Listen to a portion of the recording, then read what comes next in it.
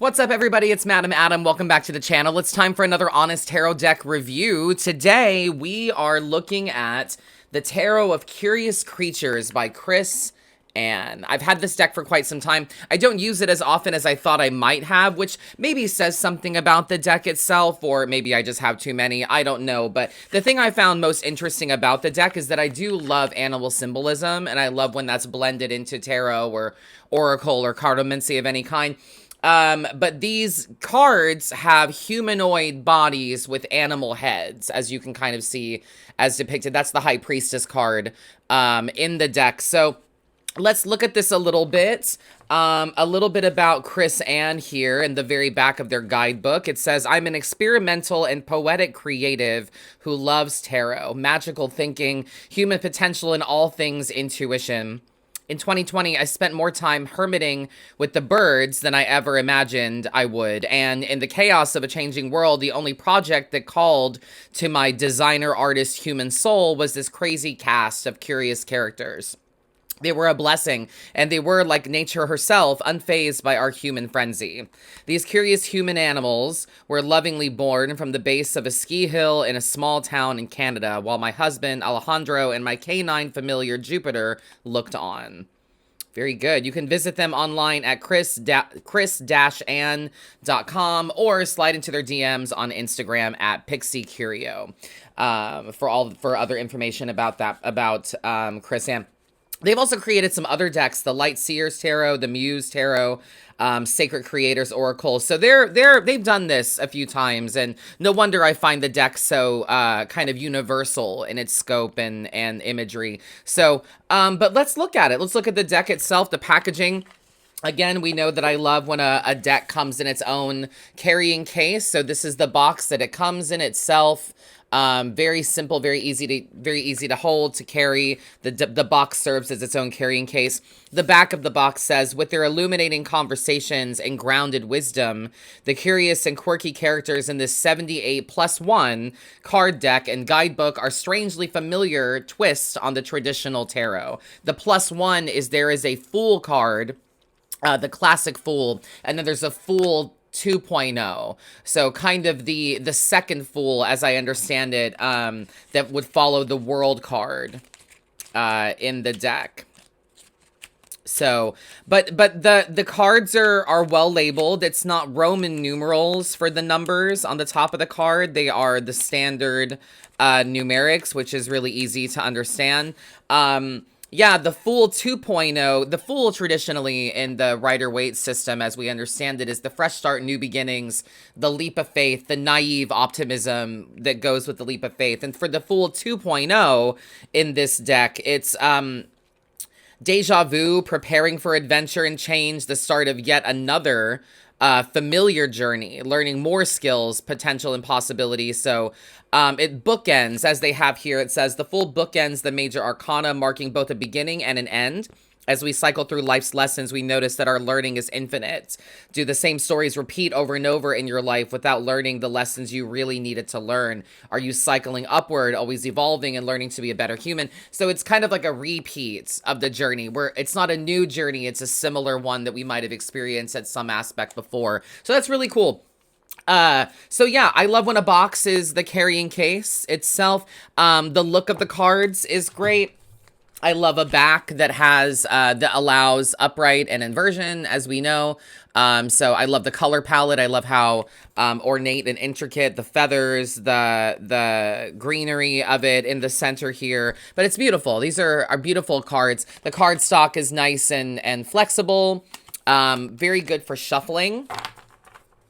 This is something that I'm adding to the deck reviews, is a good shuffle. This one is pretty simple. You can already tell it's got a bend to it. I would shuffle these in a classic bridge. Shuffle really easy, shuffle really well. The card stock is really nice. They're very smooth. They have a matte finish. So they're not too shiny. They're not glossy at all, but they've got a nice matte feel to them. But this is the Seven of Wands in the deck. To me, the Seven of Wands is often the need to defend yourself, to stand up for yourself, to fight for what you want. And you can see this deer is kind of at a defense and like, whoa, now hang on. So the imagery there, you can tell resonates with a lot of the Rider-Waite symbolism and imagery. So I like, again, the way that the card is described as well. It says 7 of Wands on the card itself. The suit of Wands, a stick, is at the top there for what suit that we're in as well, to keep that relevant. Pentacles is going to be a star at the top there. And I like the border around each of the cards, and also how some of the imagery is busting out of the card as well. Here's the Devil card as another great example. So I do love the imagery. I love the way this is depicted.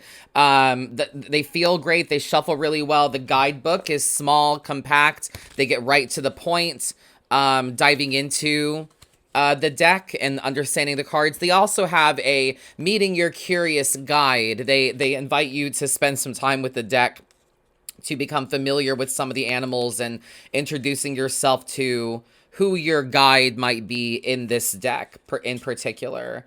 How to read with the cards, uprights, inversions, spreads and acknowledgements and all of that. So I love the way that the deck is small.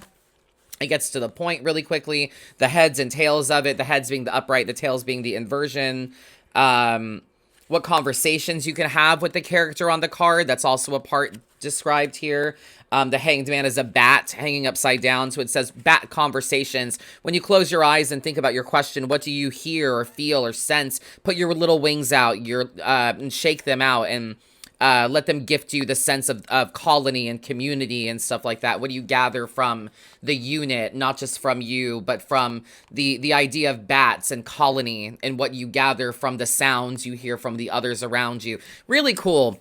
I really like the blend of animal imagery with the Rider-Waite Smith kind of system definition and understanding of cards as we know them that way. So, but yeah, they're standard size cards. They shuffle really well. I like the card stock. I like the way they feel. If you're into animal symbolism in your tarot, this might be a good deck for you.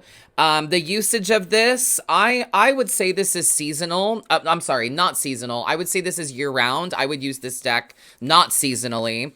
I would use this for clients, for sure. I would use this deck for clients. A lot of people have a lot of unique animal symbology or symbolism in their culture that varies from culture to culture. So I would definitely use this deck for readings with clients or readings with others, not just for myself, because of the animal representation and how that might speak to others.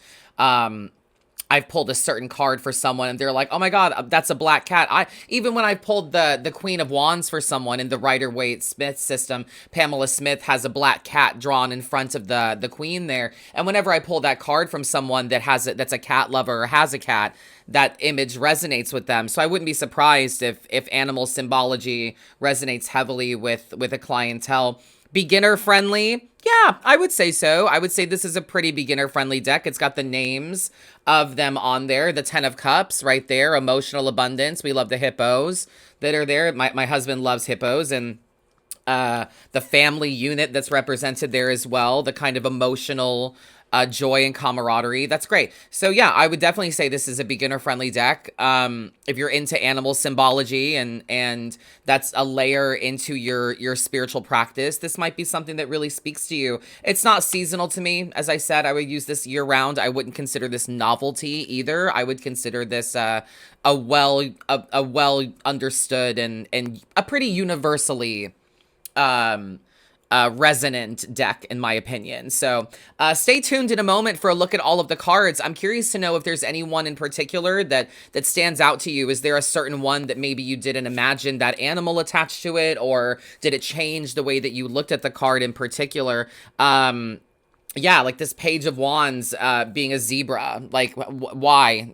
Does that strike you a certain way? To me, the Page of Wands is rekindling old passions, and, the zebra running through the savannah, running through the plains with the wind on them, and the feeling of community and passion and sense of heat of the environments around them, but also, you know, the heat of passion that moves through them as they travel and run and all of that. So things to think about as you look at these cards. But let me know what you think, and let me know if there's any cards that stick out to you. Which one's your favorite? Do you like this deck? Do you have this deck? Would you recommend this deck to another person? Something that you might want to check out? Let me know in the comments. Thank you for watching, and stay tuned for a lot more of these tarot deck reviews. I'll see you guys in the future. Stick around for the deck.